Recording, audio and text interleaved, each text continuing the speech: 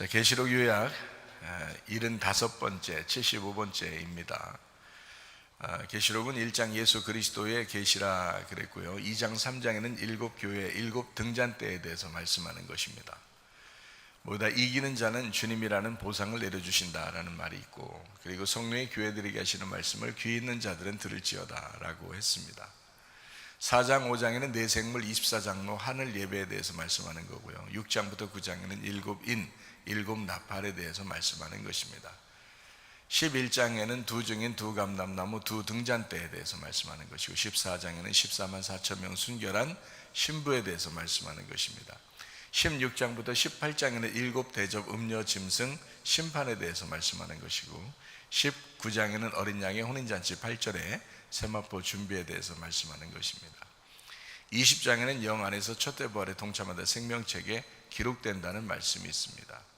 21장, 22장은 새 예루살렘 생명나무 주님을 기다림 아멘 이렇게 되어 있는 말씀입니다. 우리는 그 계시록의 이제 중간 부분이죠. 16장부터 18장까지의 말씀에 보면 음녀 짐승 심판에 대해서 나오는 말씀이에요. 그럼 음녀 짐승 심판에 대해서 나와 있는 말씀이니까 반대로 살아야 되겠다라는 거죠. 음녀 반대가 신부니까 신부로 살아야 되겠다는 말이고, 그리고 짐승을 따르는 자가 되지 말고 어린 양을 따르는 자가 되어야 되겠다라는 그런 말씀입니다. 성경은 어떻게 되어 있냐면 신부 안에 신랑이 들어 있습니다. 그러니까 새 예루살렘이라고 하는 곳 안에 성전이 들어 있다라는 말이고요. 그래서 신부에 대한 이야기가 나오면서 어린 양이 우리의 신랑 되신다 이렇게 이야기를 하죠. 그래서 신부 안에 어린 양이 계시다. 그러니까 어린 양은 예수님을 얘기하는 거고, 우리 안에 예수님 계신다라는 그러면 완성이에요. 예수님 우리 안에 계시면 그러면 이제 완성된 거예요. 그러니까 신랑과 신부가 같이 있잖아요. 그러니까 이걸 완성이라고 그렇게 말을 해요. 그게 천국이라고 말하는 겁니다. 그러니까 천국이라는 그 자체가 어린 양 되신 예수님이에요. 그분이 천국이거든요. 그분을 모시고 있는 새 예루살렘도 같이 천국이죠. 그래서 새 예루살렘을 천국이다 이렇게 표현하는데, 그 천국이라고 하는 새 예루살렘이 신부예요. 그 신부를 교회라고 그러는 것입니다. 그러니까 교회가 곧 신부요, 새 예루살렘이요, 천국이 되어야 된다라는 그런 말이거든요. 그게 이제 성경 말씀입니다. 그래서 성경책은 아주 간단해요. 밭이 있다면 그 안에 씨가 들어있다라는, 그게 이제 완성이 된 거죠. 밭에 씨가 뿌려지면 그러면 씨가 들어가잖아요. 그러면 이제 밭은 완성된 거예요. 씨가 들어왔으니까. 그러니까 씨가 있는 밭이 된 거죠. 그러니까 보화가 있는 밭이 된 거란 말이에요. 그러니까 완성이라는 거죠. 씨가 뿌려지지 않으면요, 말씀이 심겨지지 않았단 말이에요. 그럼 밭만 있다고요. 밭만 있으니까 그거는 완성된 밭이 아니라는 거죠. 그러니까 새 예루살렘이 있는데 거기에 성전 되신 어린 양이, 신랑 되신 예수님이 그 안에 없으면 완성되지 않은 새 예루살렘이란 말이죠. 그러니까 새 예루살렘에는 반드시 어린 양이 있어야 된다. 그래서 이게 이제 처음에 창세기에 있는 에덴 동산에 아담을 거기다 집어넣고 주인으로 만들었단 말이에요. 그 땅을 갈고 땅을 농사하고 땅에서 예배하는 그 사람을 만들었는데, 이게 실패했다고요. 선악과 먹고서. 그래서 요한계시록까지 이제 이 성경 말씀을 쭉 써 내려가면서 마지막 새 예루살렘인 에덴 동산에 이거를 이제 새롭게 만들어서 그 안에 성전 대신 어린 양 예수님이 그 안에 주인 되신다는 것이죠. 그러니까 우리 마음은 원래 마음이 있는데, 태어난 마음이 있는데 예수님을 믿고 새로운 마음이 됐다는 거죠. 새로운 마음이 돼서 그 안에 신랑 되신 예수님이 우리가 예수님을 모시고 있다. 그러면 완성됐다는 거예요. 이게 천국이라는 거예요. 성경의 마지막 완성이라는 거죠. 그렇게 이제 성경을 보면 다 이 성경책은 다 누구에게 쓴 말씀이 되는 거예요? 나에게 쓴 말씀이 되는 거죠. 다른 사람에게 쓴 말씀이 아닙니다. 나에게 쓴 말씀이다 라는 것을 우리가 분명히 알고 말씀을 보면 이해가 될 것이다 라는 그런 말이죠. 자, 계시록 18장 4절 말씀입니다. 내 백성아 거기서 나와 그의 죄에 참여하지 말고 그가 받을 재앙들을 받지 말아라 라고 했습니다. 그러니까 내 백성이 음녀의 길에 가고 있었단 말이에요. 그러니까 벗어나서 신부의 길로 와야 된다라는 그런 말입니다. 계시록 19장 8절, 빛나고 깨끗한 세마포 옷을 입었는데 그게 세마포는 성도들의 옳은 행실이다 라고 이야기했습니다. 19장 9절 말씀이요, 어린 양의 혼인잔치에 청함받은 사람들, 이 사람들이 참 복받은 사람인데 이 사람들은 참되신, 하나님의 참되신 말씀이다 라고 했어요. 진리의 말씀이 되었다라는 말입니다. 참되신 말씀이 되었다라는 그런 말이에요. 그 사람들이 어린 양의 혼인잔치에 청함을 받았다라는 거죠. 그러니까 우리가 말씀을 읽었다 들었다는 것도 중요하지만, 그것부터 시작하는 거니까 그것도 중요하지만, 말씀이 되어야 된다라고 이야기하는 것은 그걸 경험해야 되고 그 말씀대로 살아야 된다는 것을 이야기하는 거예요. 그 사람들이 어린 양의 혼인잔치에 청함받은 신부가 된다라는 것을 여기서 말씀해 주고 있는 것입니다. 계시록 19장 11절 말씀이요, 하늘이 열린 것을 보니까 백마와 그것을 탄 자가 있는데 이름은 충신과 진실이다. 그가 공의로 심판하며 싸운다라고 했습니다. 충신이란 말은 믿음이라는 말이고요, 진실이란 말은 진리라는 말입니다. 그러니까 예수님 자체가 그런 분이라는 거죠. 아주 신실한 진리다, 이렇게 표현하는 것이죠. 19장 12절 말씀입니다. 그 눈은 불꽃 같고 그 머리에 많은 관들이 있고 이름 쓴 것이 하나 있는데 자기밖에 아는 자가 없다. 19장 13절 말씀이요, 그가 피 뿌린 옷을 입었는데 그 이름은 하나님의 말씀이다 라고 했습니다. 모든 게 이제 다 말씀이라겠죠. 하나님 말씀에 대해서 다른 여러 가지를 이렇게 설명하고 있다, 이렇게 말합니다. 19장 14절 말씀입니다. 하늘에 있는 군대들이 희고 깨끗한 세마포 옷을 입고 백마를 타고 그를 따르더라. 백마 타고 예수님이 앞서 나가니까 신부들도 백마 타고 이제 따라간다는 거죠. 다 뭐 하러 가냐면 영적 전쟁을 하러 가는 거예요. 영적 전쟁하러. 계속 승리하는 거죠. 이기고 또 이기고 이기고 또 이기고 하는 그런 얘기입니다. 여러분이 사는 것은 한 번 이겼다고, 믿음 한 번 가졌다고 신앙생활이 완성된 게 아니에요. 날마다 우리가 싸워야 되는 것이죠. 날마다 싸워서 날마다 이겨야 합니다. 그게 영적 싸움이라는 거예요. 그러니까 우리는 늘 백마 타고 늘 주님을 따라가서 이기고 또 이기는 사람들이 돼야 된다는 거죠. 그러니까 한 번 이겼다 끝, 이게 아니고 계속 이겨야 된다. 지금도 이겨야 된다라는, 지금도 이기고 살아야 된다. 누구하고 싸워서 이기는 거예요? 자기 자신하고 싸워서 이겨. 자기 자신하고 싸워서 이긴다고 그러니까 사람들이 내 자신이 뭐가 얼마나 크게 잘못했길래 나하고 싸우나 이러는데, 그게 아니라 나의 육체라는 게 있단 말이에요. 성경에, 그죠? 나의 육체라는 게 있고 나의 몸이라는 게 있어요. 몸하고 싸운다는 게 아닙니다. 막 몸 때리고 이러면 안 돼요. 몸하고 싸우는 게 아니라 나의 육체, 악한 영적 존재하고 싸우는 거란 말이에요. 그래서 내 속에 있는 악한 영적 존재, 땅의 운명, 본토 친척 아비집, 내가 태어날 때부터 가지고 나왔던 그 육체, 그거하고 싸우는 거란 말이에요. 그러니까 이건 뭐 죽을 때까지 싸워야 되죠. 그래서 날마다 이기고 또 이기고 또 이기고 이렇게 나가야 된다라는 그런 말씀을 해주고 있는 것입니다. 그래서 우리는 예전에 아니고 나중에도 아니고 지금이다. 고린도후서 6장에 나와 있는 말씀을 합니다. 베드로전서 5장에는 우리가 교만한 사람 하나님이 대적하시고, 그리고 겸손한 사람에게 하나님이 은혜를 주신다라고 했어요. 겸손한 사람은 왜 겸손해졌어요? 낮아졌기 때문에 그래요. 그냥 혼자 나 낮아져야지 한다고 낮아지는 게 아니라 계속 이제 두들겨 맞고 계속 부딪히고 하는 거예요. 그러면서 자기가 이제 낮아지는 거죠. 그런 사람이 겸손해지는 거거든요. 그러니까 아주 그냥 짓눌려졌다는 거죠. 짓눌림 받았다, 이런 사람을 겸손하다 이렇게 해요. 뭐 많이 아파도 겸손해지고요, 그리고 가정에 문제가 있어도 겸손해지고요, 이렇게 다른 사람하고 이렇게 부딪혀도 겸손해지고요. 다 도움되는 겁니다, 자기한테. 그래서 이거를 자꾸 낮추는 거죠, 이렇게. 그걸 겸손이라 그렇게 말해요. 그렇게 겸손해지면 은혜를 받게 돼요. 마음이 부드러워지거든요. 그래서 은혜를 받게 된다라는 말이고요.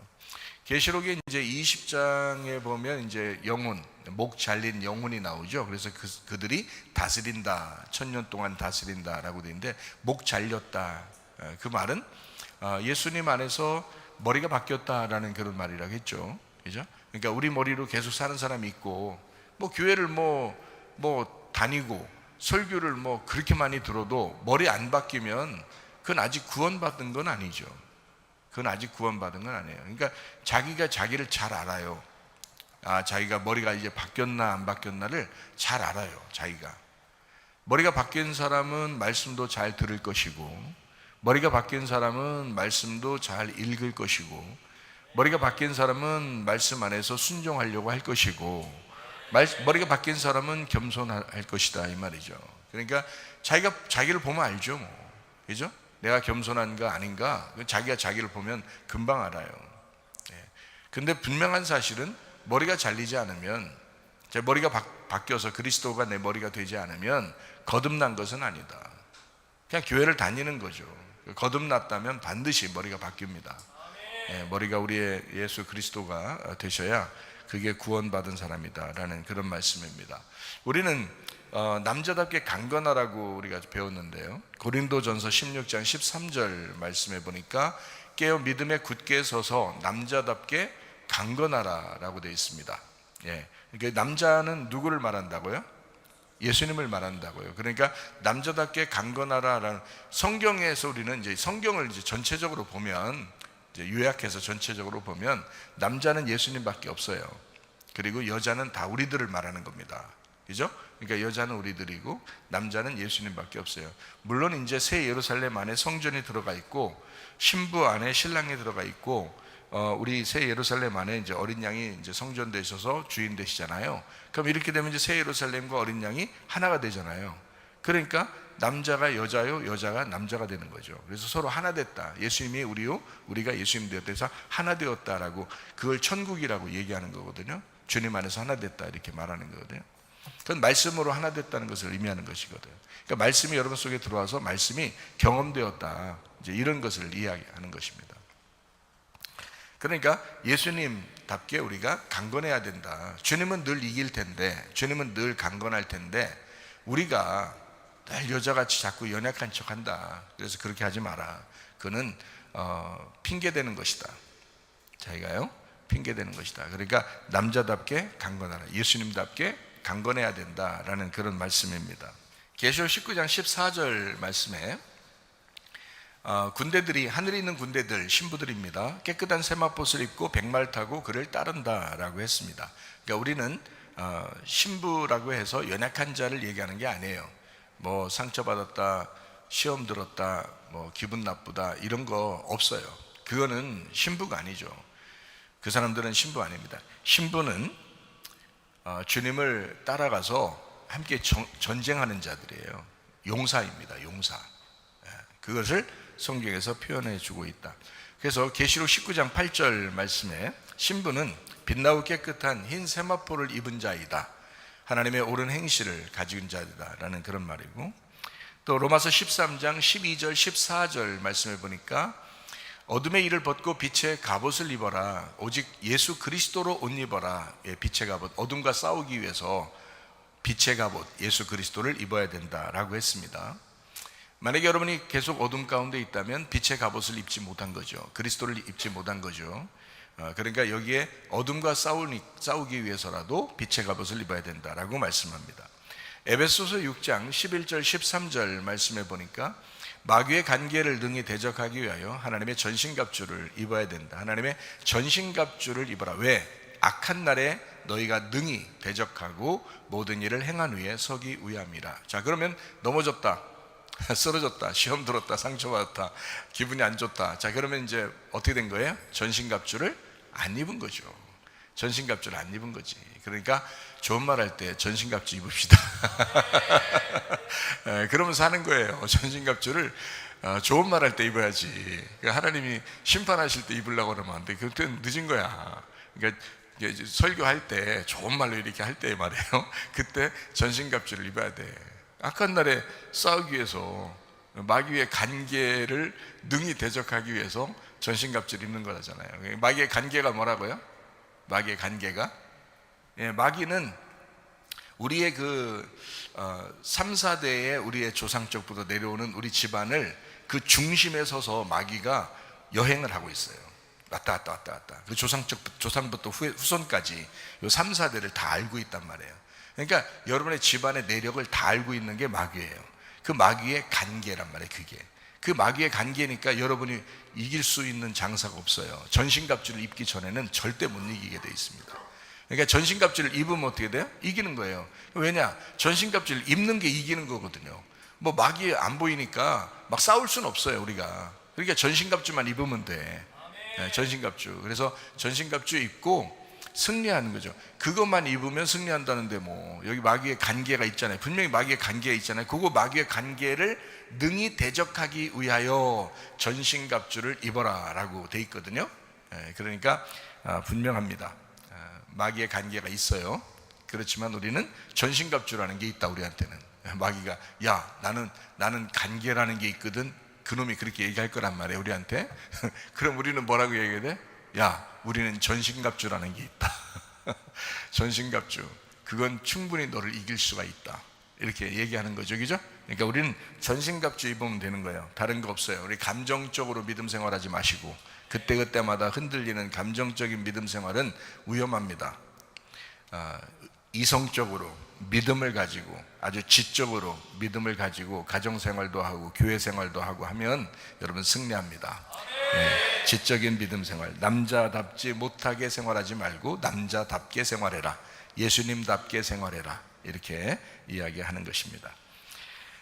무슨 일 하든지 다 주께 하듯 하라 그랬죠. 골로새 3장 23절 말씀해 보니까 무슨 일을 하든지 마음을 다해 주께 하듯 하고 사람에게 하듯 하지 마라 라고 되어 있습니다. 다 주님 생각하면서 하라는 거죠. 왜냐하면 골로새 3장 24절 말씀에 일의 상급은 주님이 주시고 우리는 주님을 섬기기 때문이다 라고 나와 있습니다.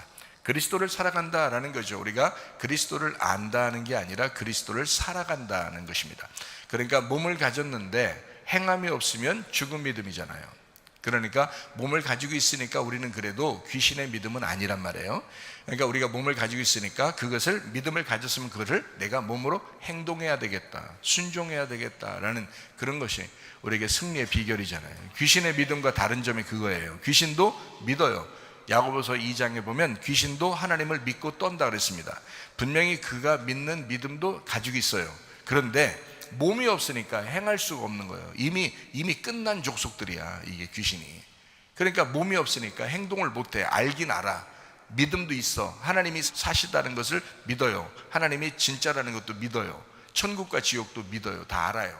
그런데 행동할 수가 없어요. 그래서 귀신의 믿음은 실패하는 것이다. 그래서 귀신의 믿음을 갖지 않고 우리가 이제 그리스도의 믿음을 가지고 있는 사람들은 몸이 있으니까 그 믿음을 행동으로 옮길 수 있거든요. 근데 왜 괜히 넘어지냐 이 말이에요. 괜히 넘어지고 핑계 대려고 그러고 그럴 필요 없어요. 우리가 계속 승리할 수 있습니다. 귀신의 믿음이 아니니까, 우리가 그리스도의 믿음을 가졌으니까 그리스도를 살아가는 거예요. 말씀을 살아가는 거예요. 말씀을 들었으면, 말씀을 읽었으면 계속 그렇게 살아가려고 하는 거죠. 고린도전서 16장 13절 말씀이요, 남자답게 깨어있어, 깨어 믿음에 굳게 서서 남자답게 강건해야 된다, 계속적으로 강건해 나가야 된다라는 그런 말이고요. 깨어있다, 아주 누워있지 말고 잠자지 말고 깨어서 경계하고 주의해야 된다라는 말이고, 그러니까 이런 믿음을 가져야지. 말씀을 들었으면 그 피스테스, 이게 믿음이에요, 말씀입니다. 서서 아주 부활해서 일어난 자로 참고 견디어 그대로 딱 정지해서 아주 흔들리지 마, 요동하지 않고 그냥 딱 정지해 있는 믿음을 그렇게 가지고 있어야 된다. 참 그런 사람 많진 않아요. 근데 그런 사람도 있어요. 그러니까 그런 사람이 되려고 해야지. 흔들리는 사람 되려고 하면 되겠어요? 그러면 남자답게 강건한 게 아니지. 흔들리는 사람 되면 안 되지. 굳게 서 있어야지. 그 자리를 지켜야지, 그 믿음을. 그리고 남자답게, 이건 남자니까 예수님답게 이 말입니다. 남자답게 처신하고 행동하는 거죠. 그러니까 흔들리지 않는 그런 겁니다. 그리고 강건하라는 말은 부여된 강력한 통치, 하나님의 권세, 하나님의 권능, 그 힘으로 강해지는데 계속적으로 더 강하고 더 강하게 살아야 된다라는 것을, 강화되는 것을 이야기하는 것입니다. 계시록 19장 14절 말씀이요, 하늘에 있는 군대들이요 희고 깨끗한 세마포를 입고 백마를 타고 따라가더라. 그러니까 연약한 자들이 아니고 싸우는 자들이다 라는 것을 우리가 분명히 알아야 됩니다. 히브리서 11장 1절 말씀이요, 믿음은 바라는 것들의 실상이요 보이지 않는 것들의 증거가 된다라고 했습니다. 우리가 예수 그리스도가 우리의 믿음이니까, 나의 믿음 가지면 흔들리죠. 나의 믿음 가지면 넘어집니다. 제가 누차 여러분에게 이야기하는데 예수님의 믿음을 가져야 된다. 왜냐하면 예수님 믿음은 남자다운 거예요. 그분은 흔들리지 않습니다.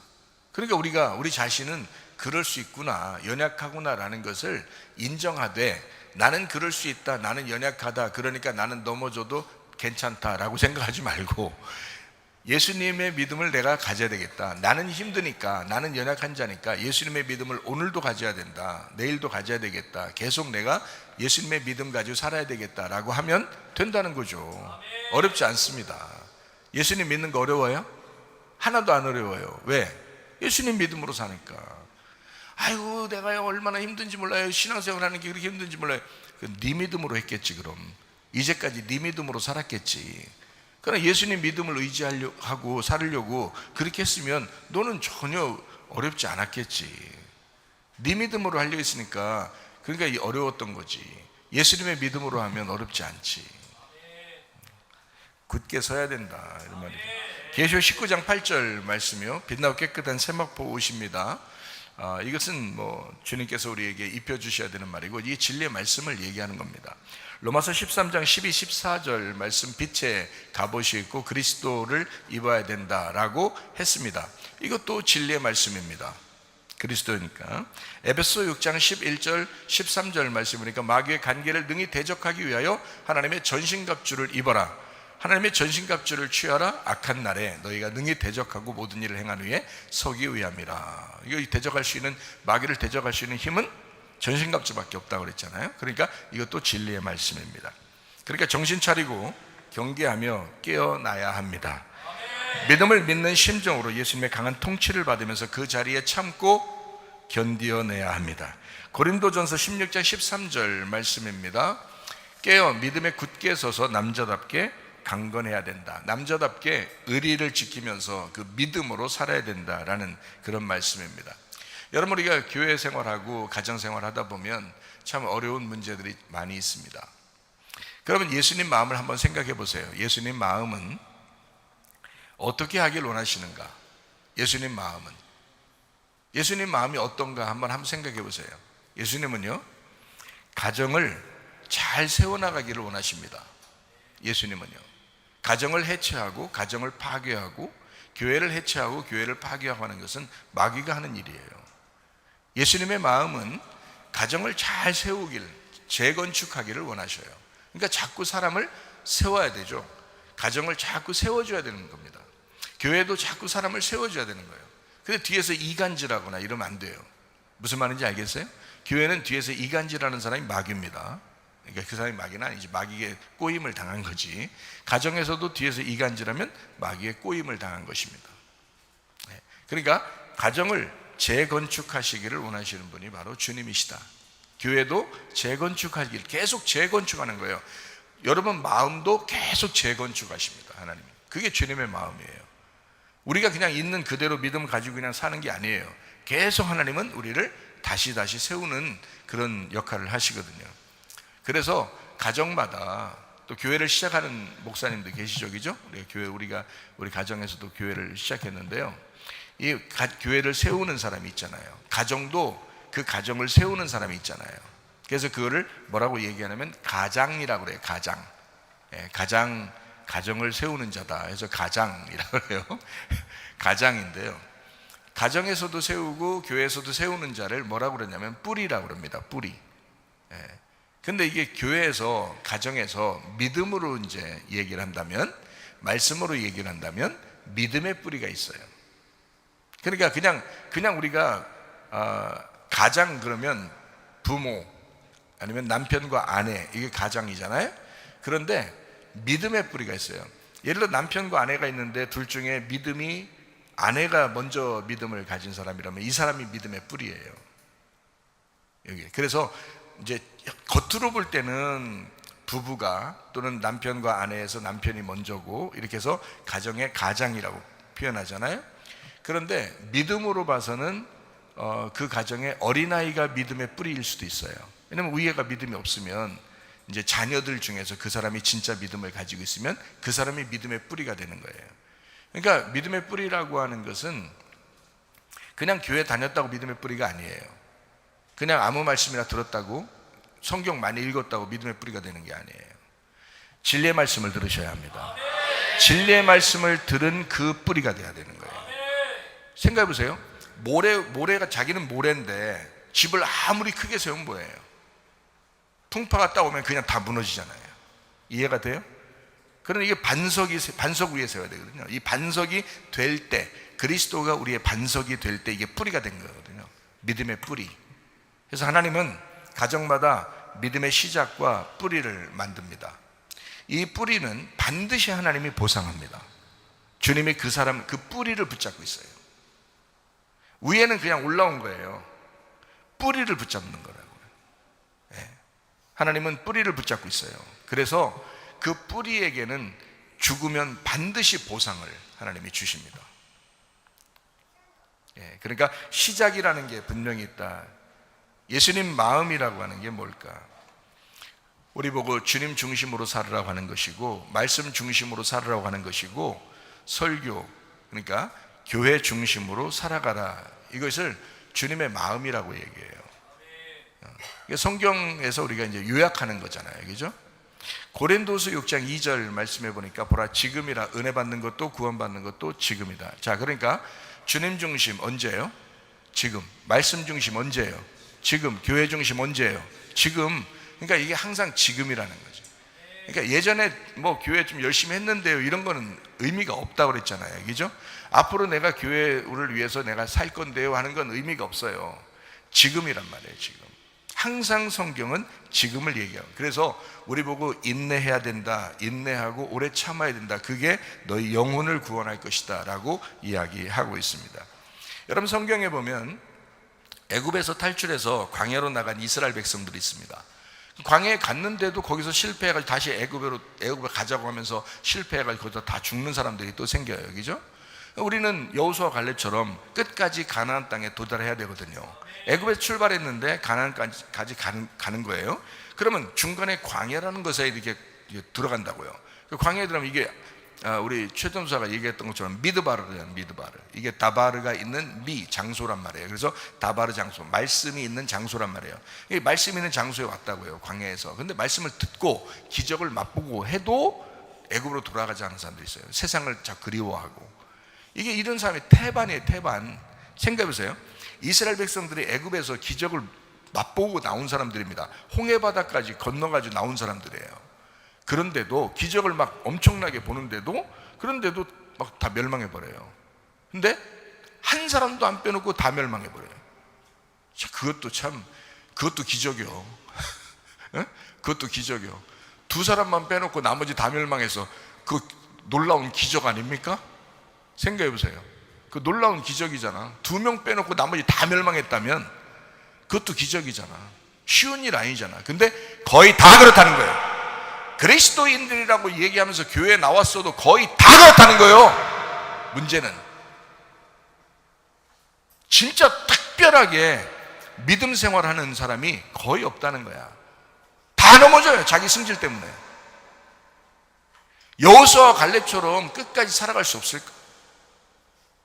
여호수아와 갈렙처럼 끝까지 가나안 땅까지 갈 때까지 자기를 부셔가면서 좀 짓눌려 가면서 겸손하게 그렇게 살아갈 수 없을까? 은혜 받으면서. 그걸 은혜라 그러잖아요. 뭘 그렇게 막 그냥 자기를 나타내려고 그렇게 합니까? 겸손해야지. 겸손해야지. 그게 천국 가는 길이에요. 겸손한 게 천국 가는 길이요. 천국 가는 유일한 길이라고 한다면 겸손이야. 알아요? 겸손해야 은혜 받는 거요. 근데 집안 대대로 겸손이 아주 드문 사람들이, 많은 사람들이 많아요. 드문 게 많은 사람들이 많아. 집안 대대로 그거 무너뜨려야 돼. 그 집안에 내려오는 마귀가 간계를 부리고 있다고. 다 안다고. 집안에 내려오는 사람, 어떤 사람 어떻게 쓰러뜨릴 수 있을까 다 안다고요. 전신갑 집으셔야 돼. 겸손하게 주님의 믿음을 가지고 살아야 돼. 그래서 겸손하게 자기를 부셔. 그냥 누가 얘기하면 그냥 부셔줘. 설교 말씀하면 그냥 부셔지라고. 또 그냥 얘기하면 부셔. 무조건 그렇게 부셔지잖아요. 그럼 가루가 돼버려. 그러면 그게 겸손이라고 그러는 거야. 그럼 은혜 받아요. 겸손하면 은혜를 받는다. 다른 방법이 없어요. 천국 가는 방법은 겸손한 거요. 여러분, 인생이 여러분 막 달콤해요? 제가 살아보니까 인생이 달콤하지는 않던데. 인생이 달콤하지 않아. 애굽에서 출발해서 광야로 갔어. 믿음으로 출발한 거예요. 유월절 무교절을 지나서 애굽을 탈출해서 광야로 가는 사람들 보고 쓴나물, 유월절 냈는데 쓴나물, 유월절 무교절 중에 쓴나물 같은 거 뭐예요? 쓴나물. 왜 쓴나물을 먹게 해요? 인생 만만치 않다는 거예요. 너희들이 이거 출발하는 거 예수 믿고 예수 피를 의지하고 시작하는 게 만만치 않은 인생이라는 거예요. 쓴나물 계속 먹으라. 인생 쓰다는 얘기예요. 주님을 따라가는 게 쉽지 않다. 잘 생각해봐요. 자, 주님 따라가는 게 쉬운가 안 쉬운가 가만히 생각해봐요. 한 말씀만 생각해봐도 우리 잘 알아요. 주님의 제자가 되는 길이 있어. 어떻게 하면 제자가 돼요? 자기를 부인해야 돼. 주님의 제자가 되는 길은 자기의 십자가를 져야 돼. 자, 쉬워? 이 자체가 벌써 쉬운 게 아니야. 쓴나물이야. 우리 주님 따라가는 거요, 쓴나물이야. 그거 씹어 먹으라는 거예요. 그거 씹어 먹고. 인생이 만만치가 않다. 눈물을 흘리며 주님을 따라가는 사람, 기쁨으로 단을 거둘 것이다. 견디는 게 쉽지 않다, 한마디로. 근데 주님은 그거를 갖다 기억하시고 그 사람을 인도하시고 보상하실 것이다, 그런 말입니다. 지나간 과거가 아니에요. 이게 지금도 우리 인생이 이렇게 쓸 수 있다는 거야. 쓰다, 인생이. 고린도서 6장 2절 말씀에 뭐라고요? 보라, 지금이라. 은혜 받는 것도 구원받는 것도 지금이다. 과거나 미래가 아니다, 지금이다. 구원은 각자예요. 반드시 파괴하시고 구원하신다. 반드시 무너뜨리고 구원하신다.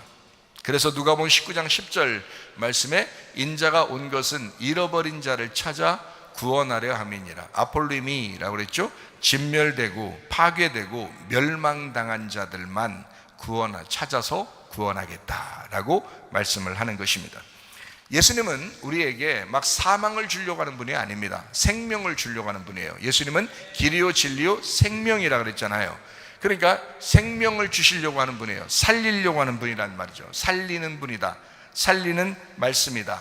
그게 예수님이라는 거죠. 이게 생명이라는 말이에요. 그러니까 여러분, 반드시 누가 먼저 살아야 돼요. 가정마다 누가 살아야 그 나무가 살아요? 뿌리가 살아야 사는 거예요. 하나님은 이 생명을 줘서 살리려고 하거든요. 가정을 살리려고 할 거 아니야. 교회를 살리려고 할 거 아니야. 하나님 마음이라며. 그게 주님의 마음이라며. 그럼 주님의 마음은 가정을 살리려고 하고 교회를 살리려고 해. 그럼 뭐가 중요해? 가장 중요한 게 뿌리가 가장 중요하다니까. 그 뿌리만 살면 살아요. 그 나무는. 뿌리가 죽으면요, 위에 나무나 열매는 없는 거야. 뿌리만 죽으면. 그러니까 마귀는 반드시 뿌리를 넘어뜨리려고 하는 거예요. 반드시 뿌리에 공격을 합니다. 뿌리의 믿음과 정면 대결하는 게 마귀예요. 그러니까 전신갑주 입지 않으면 이길 수가 없어. 마귀는 여러분을 너무 잘 알아. 태어날 때부터 여러분 모든 성격과 모든 상황과 환경을 다 알아, 마귀가. 그러니까 마귀는 계속 공격할 건덕지를 찾는 거야. 그 틈을 노리는 거야. 조그만 틈만 받아도, 그냥 조그만 틈만 보여도 그걸 공격해, 마귀는. 그러니까 전신갑주 있지 않으면 안 돼. 여러분, 가정을 살리고 싶습니까? 교회를 살리고 싶습니까? 뿌리가 건져내야 돼. 뿌리가 살아야 돼. 믿음의 뿌리가 흔들리지 않도록 만들어 주셔야 돼. 근데 믿음의 뿌리가 견고하지 않은 사람들이 꽤 많다는 거지. 그러면 그 집안은 보나마나야.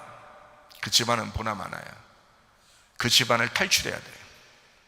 그 집안을 탈출한 사람이 살아. 결혼해서 탈출하든지 혼자 살든지 탈출하면 살아, 그 사람은. 믿음의 뿌리가 견고하지 못하면.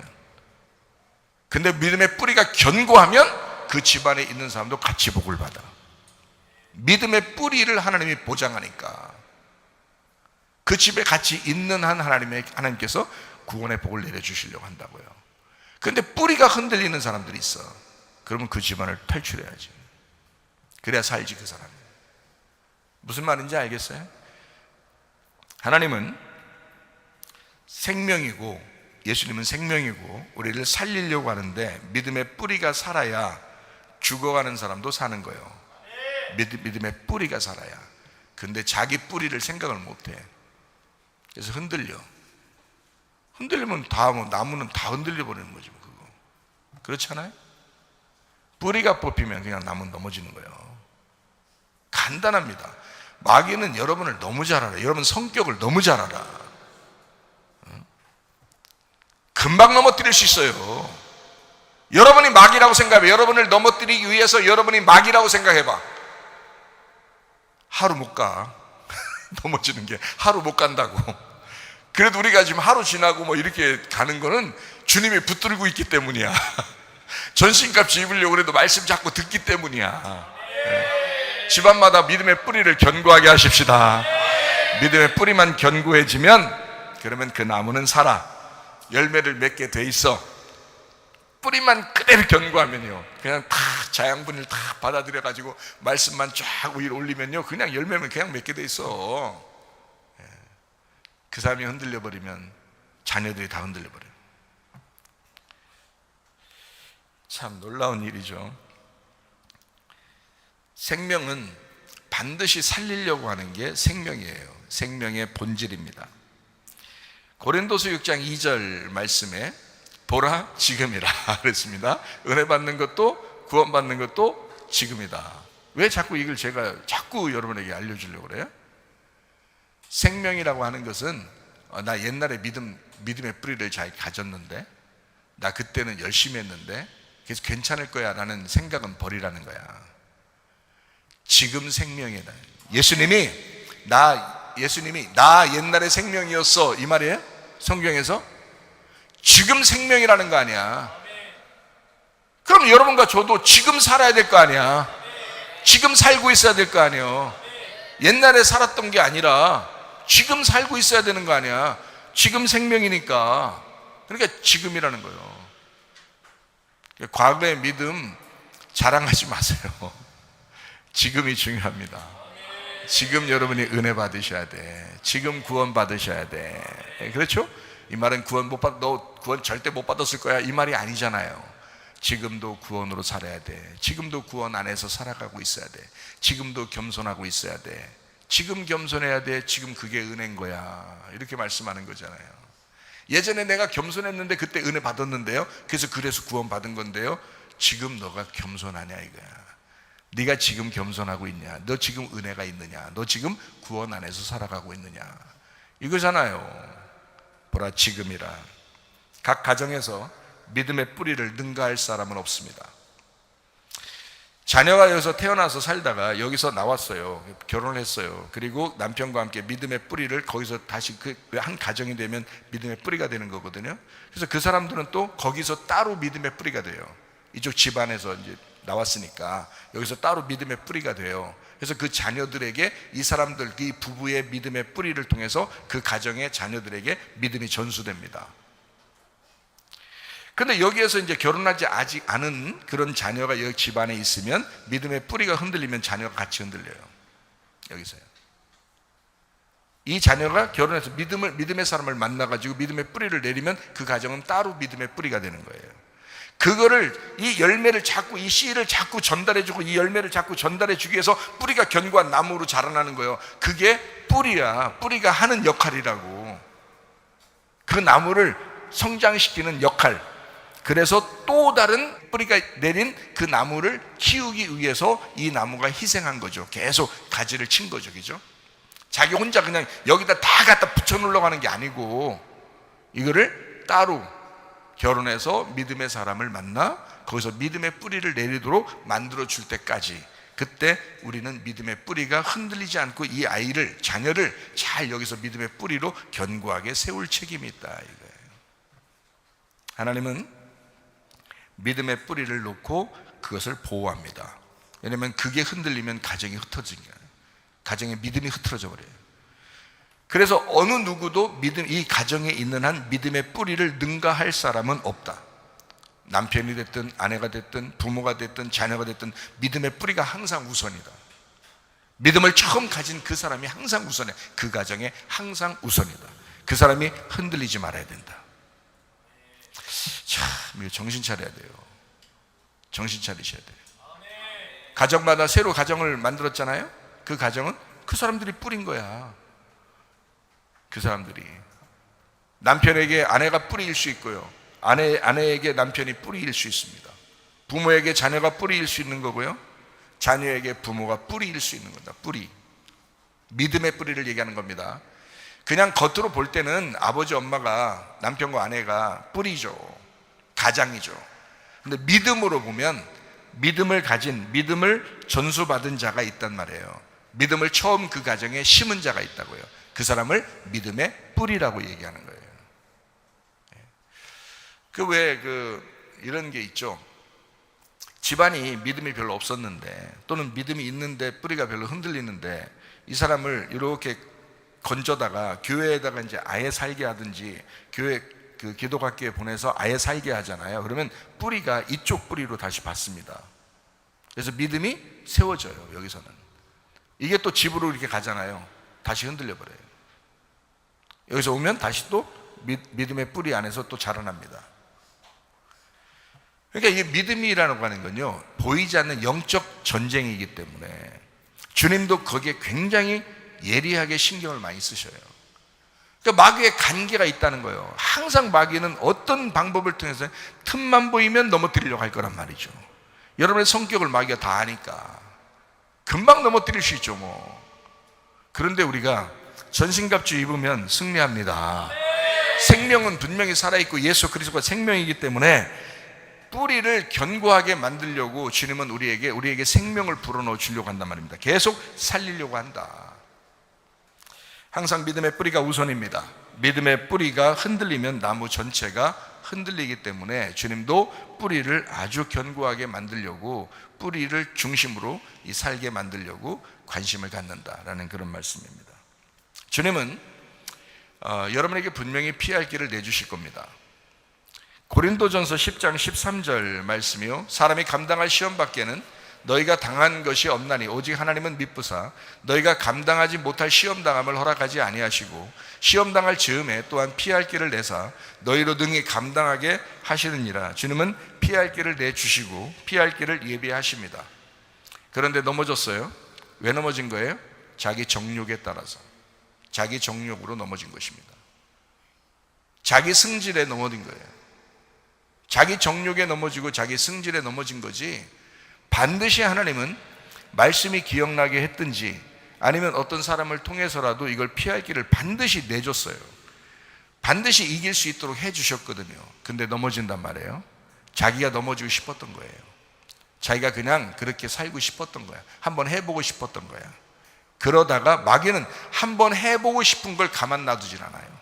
마귀는 그거 하나 딱 붙들면 끝까지 파고 들어갑니다. 왜 이런 얘기가 있죠? 댐이라는 큰 댐이 있잖아요. 물 막 이렇게 담아놓는 큰 댐이 있는데, 그것도 뭐가 이렇게 넘어뜨린다고, 이것도 댐을 무너뜨리는 게 뭐라 그래요?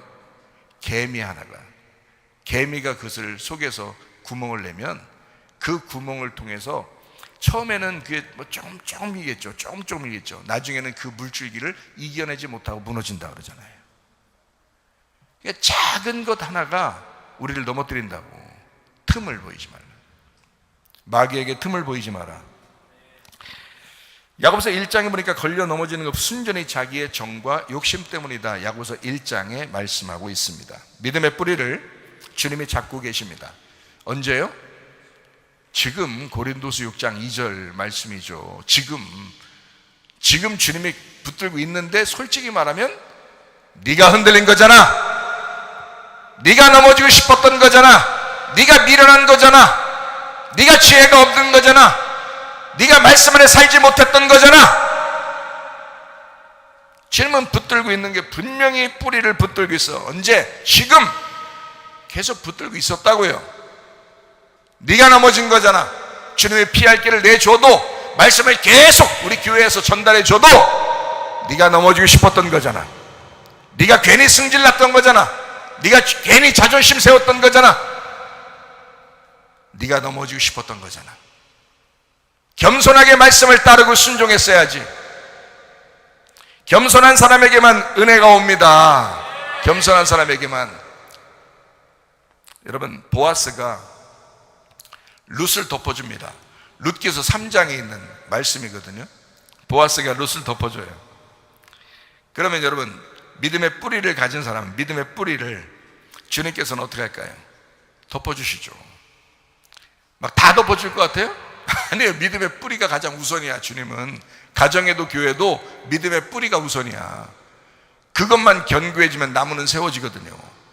그러니까 주님은 덮어주셔. 보아스가 룻을 덮어주듯이 믿음의 뿌리를 반드시 외면하지 않고 덮어주신다. 주님은 각자의 가정마다 믿음의 뿌리는 하나입니다. 뿌리가 나무를 지탱하는 거예요. 뿌리가 여럿이 아닙니다. 뿌리는 하나예요. 그 한 사람을 통해서.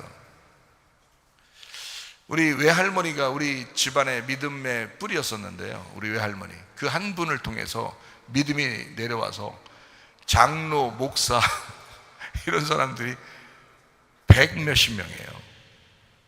우리 믿음의 뿌리 하나가 외할머니 한 분을 통해서. 참 놀라운 분이었어요. 그 한 사람의 믿음을 때문에. 적어도 여러분, 우리가 그 정도는 못 따라 해도요, 여러분 자녀들한테만큼은, 여러분의 남편이나 아내만큼은, 여러분 자녀들에게만큼은 자기가 믿음의 뿌리로서 정확하게 해주셔야지. 믿음을 전수해 주셔야지. 룻기서 3장입니다. 보아스가 룻을 덮어주기만 한 것이 아닙니다. 아예 합법적인 결혼을 했습니다. 보아스가 룻을 그냥 대충 옷만 덮어주고 이제 그거로 끝내자 이렇게 할 것 같아요? 아니에요. 합법적인 결혼을 합니다. 주님은 믿음의 뿌리가 된 사람에게 그런 존재이십니다. 반드시 그 사람을 외면하지 않고 끝까지 책임지겠다. 합법적으로 책임지시는 분.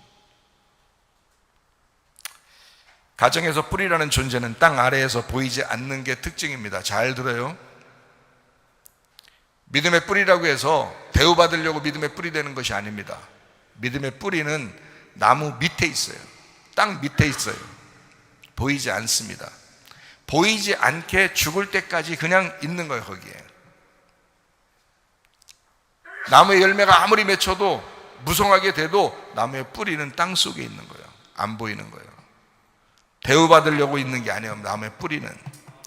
믿음의 뿌리를 가진 사람들은 대우받으려고 믿음의 뿌리가 있는 게 아니요, 더 겸손하셔야 돼. 더 땅속에 들어가셔야 돼. 남에게 보이지 않아도 더 열심히 주를 위해서 살아야 돼. 뿌리가 온전하게 땅속에 있어서 안 보이기 때문에 사람들이 잘 알아주질 않아요. 그 사람이 믿음의 뿌리인지도 몰라요. 가족들도 알아보질 못해요. 주변 사람들도 알아보질 못해요. 그냥 혼자 눈물을 흘리면서 땅 속에서 그 나무를 지탱해 나가는 거예요. 그게 믿음의 뿌리입니다. 아무도 알아주지 않는 그 믿음의 뿌리를 주님이 알아주실 것입니다. 다른 사람들은 몰라요. 그 사람이 얼마나 눈물을 흘렸는지. 그 믿음의 뿌리는 가정을 위해서 눈물을 많이 흘렸습니다. 믿음의 뿌리는 교회를 위해서 눈물을 많이 흘렸습니다. 사람들이 알아주지 않아요. 땅 속에 있잖아요. 보이지 않아요. 그 사람이 홀로 하나님 앞에 얼마나 애타게 기도했는지 아무도 몰라요. 내가 이런 사람이야, 내가 이렇게 해서 알아달라고 할 필요도 없어요. 그 사람은 그렇게 살 팔자예요. 그게 뿌리라고 하는 거예요. 믿음의 뿌리요. 믿음의 뿌리들이요. 그게 뿌리란다. 그게 뿌리란다. 땅 속에서 눈물을 흘리는 거란다. 아무도 알아주지 않아도 그렇게 우는 거란다. 주님과만 상대하는 거란다. 땅속 깊이 들어가 주님과만 상대하는 거란다. 교회는 동일한 복음을 가진 자들의 모임입니다. 언제요? 지금. 고린도서 6장 2절 말씀, 보라 지금이라.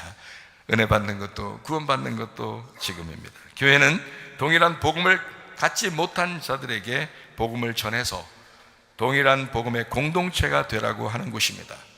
보라 지금이라. 은혜 받는 것도 구원 받는 것도 지금이다. 어제까지의 일은 다 잊어라. 오늘 새로운 날이 왔다. 지금 말씀이 새롭게 전달되었다. 그래서 저는요, 주님의 공동체와 함께 동행하기를 원합니다. 저는 뭐 아무나 막 동행하고 그러지 않아요. 저도 뭐 목사님이니까 마음 착해야 되잖아요. 착하죠. 제가 뭐 악합니까? 그냥 일부러 악하게 살려고 하겠습니까? 착하게 살려고 하죠. 그렇다고 해서 아무하고나 막 시간 보내면서 같이 그래야만 착한 건 아니란 말이에요. 고린도전서 1장 10절 말씀입니다. 형제들아, 내가 우리 주 예수 그리스도의 이름으로 너희를 권하노니 모두가 같은 말을 하고 너희 가운데 분쟁 없이 같은 마음과 같은 뜻으로 온전히 합하라 라고 되어 있습니다. 같은 마음을 가지고 살아야 되겠다. 같은 말을 하면서 살아야 되겠다. 같은 의견을 가지고 살아야 돼. 그런 사람들과 같이 동행하라 이렇게 말하죠. 여러분, 사람이 왜 이렇게 쓰러지고 넘어지고 시험 들고 상처받고 그러는지 알아요? 주변 사람 때문에 그렇습니다. 주변 사람 때문에. 그럼 주변 사람, 어떤 사람하고 여러분이 동행하면 좋겠어요? 미련한 사람하고요? 아니면 지혜로운 사람하고요? 지혜로운 사람하고 동행하면, 그러면 여러분 넘어지지 않겠죠. 말씀하고 동행하면 넘어지지 않겠죠. 근데 우리가 자꾸 미련한 사람과 함께 동행하려고 한단 말이죠. 그러니까 사람이 넘어지는 거예요. 쓰러진단 말이에요. 자, 그러니까 잠언 13장 20절 말씀에 이렇게 되어 있습니다. 지혜로운 자와 동행하면 지혜를 얻고 미련한 자와 사귀면 해를 받느니라 라고 되어 있습니다. 미련한이라고 하는 말이 있고 지혜로운이라는 말이 있습니다. 지혜로운 자와 동행하면 지혜를 얻는다라는 말은 우리가 좀 알겠는데, 미련한 자와 사귀면 해를 받는다라는 말은 이게 원어를 같이 봐야 좀 이해가 돼요.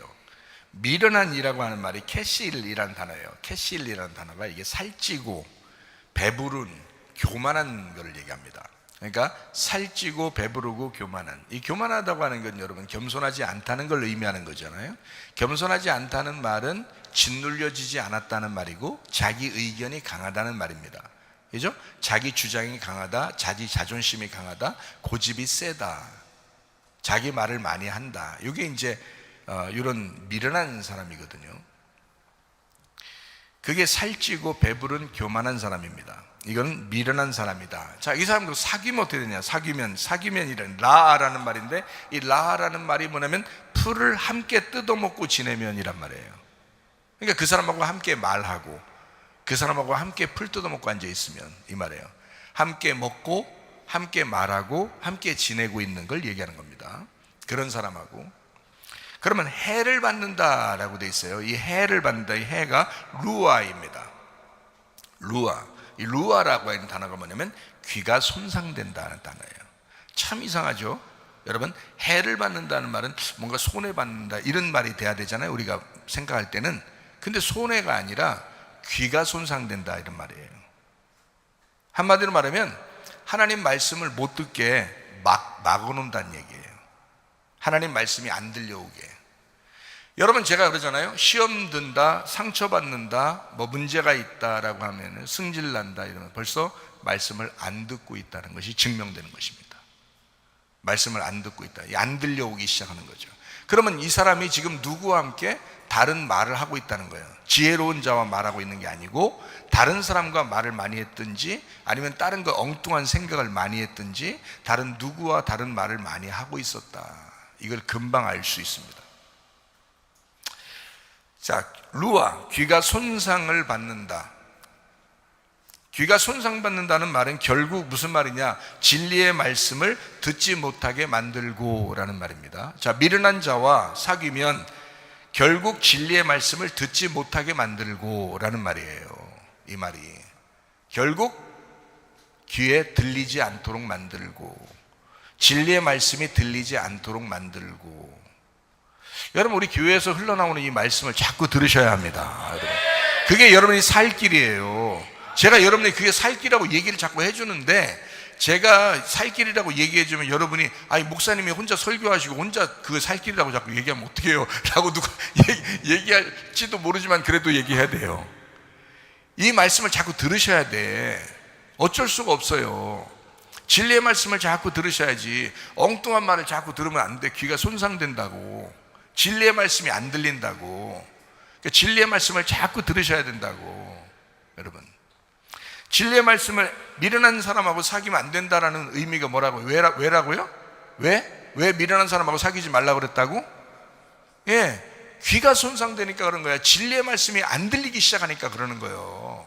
그러니까 상처받았다 그러지. 그러니까 시험 든다 그러지. 그러니까 미련한 짓을 하고 다니는 거예요. 그게 진리의 말씀이 안 들리니까. 계속 진리의 말씀만 들린다고 생각해 보세요, 여러분. 아침 저녁으로 진리의 말씀이 계속 귀에 막 때리고 귀에 계속 생각나고 계속 귀에 들린다고 생각해 보세요, 여러분.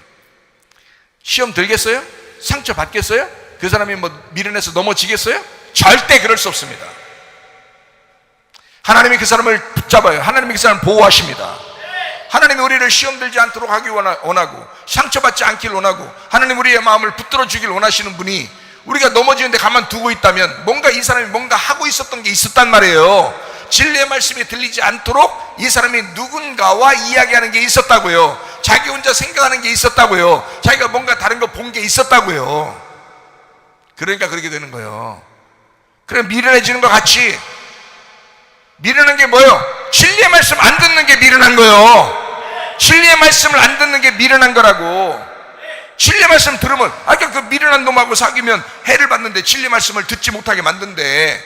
그러면 진리의 말씀을 들으면 어떻게 될 거예요? 그러면 그 사람은 지혜로운 자와 동행한 거지. 진리의 말씀이 들리면, 진리의 말씀이 계속 들리고 있으면 이 사람은 지혜로운 자와 동행하고 있는 거지. 금방 답이 나오잖아요. 지혜로운 자와 동행하면 할라크, 예라크, 함께 걸으면, 이 말입니다. 주의 말씀과 함께 동행하는 거예요. 주의 말씀을 계속 같이 듣는 거예요. 같이 읽고 듣고 말하고. 그러면 지혜를 얻는다. 학함, 이게 지혜롭게 된다라는 말입니다. 지혜롭게 된다. 그 사람 미련하게 되지 않는다. 지혜롭게 된다. 사람들이 왜 이렇게 미련한 짓을 하느냐? 말씀 안 들어서 그렇습니다. 여러분, 솔직히 말하면 지혜로운 자와 동행하면 지혜를 얻게 되고, 미련한 자와 사귀면 해를 받느니라. 자, 음녀가 뭐예요? 미련한 자요. 음녀가 진리의 말씀을 듣지 못하게 하는 자요. 진리의 말씀을 듣지 않는 자가 음녀야. 여러분, 신부가 뭐요? 진리의 말씀을 듣는 자야. 지혜로운 자야. 신부 되시기를 바랍니다. 우리 한 목소리 기도하겠습니다. 하나님 앞에 기도할 때, 하나님, 내가 미련한 자 되지 않게 하시고 지혜로운 자 되게 하옵소서. 진리의 말씀이 들리게 하옵소서. 기도합니다. 우리 하나님 아버지 인도하시고 사랑하심을 감사합니다. 주 뜻대로 살다가 주님 만나게 도와 주시옵소서. 지혜로운 자 되게 도와 주시옵소서. 비염은 떠나갈지어다. 아토피 떠나갈지어다. 위장병 떠나갈지어다. 어지럼증 사라질지어다. 두통은 사라질지어다. 류마티스 관절 떠나갈지어다. 어깨 통증 사라질지어다. 어르디스크 목디스크 떠나갈지어다. 심장병 온전해질지어다. 각종 종양 암덩어리 떠나갈지어다. 감기 몸살 온전해질지어다. 협착증 사라질지어다. 건성피부 온전해질지어다. 이명은 사라질지어다. 자가면역 질환 온전해질지어다. 식도염 사라질지어다. 유리결석 떠나갈지어다. 전립선 온전해질지어다. 우울증, 불면증, 공황장애, 들어오므란 초조 다 떠나갈지어다. 음란, 거짓, 도질, 미움, 욕심 다 떠나갈지어다. 하나님 아버지, 음녀의 길에서 벗어나 신부의 길을 가게 도와 주시옵소서. 미련한 자의 길에서 벗어나 지혜로운 자와 동행하게 도와 주옵소서. 진리의 말씀이 들리는 귀가 되게 하옵소서. 성령이 교회들에게 하시는 말씀을 귀 있는 자가 듣고 살게 하옵소서. 지금 생명 되신 우리 주님, 우리의 가정과 교회를 살려 주시옵소서. 아픈 자는 치료받게 도와주시고, 문제가 있는 가정들은 아버지 해결되게 도와주시옵소서. 성령으로 충만케 하실 줄로 믿습니다. 몸이 연약한 자 있습니까? 하나님 찾아가 주셔서 만져주시고, 머리끝에 발까지 하나님 건강하게 하시사 영과 몸이 건강하여 하나님 앞에 예배드리다가 주님 만나게 하옵소서. 주님과 동행하다 주님 만나게 하옵소서. 예수님 귀하신 이름 받들어 기도 올리옵나이다. 아멘. 주님 감사합니다. 우리 하나님 아버지 함께 하시고 사랑하심을 감사합니다. 우리 하나님 도와주시옵소서.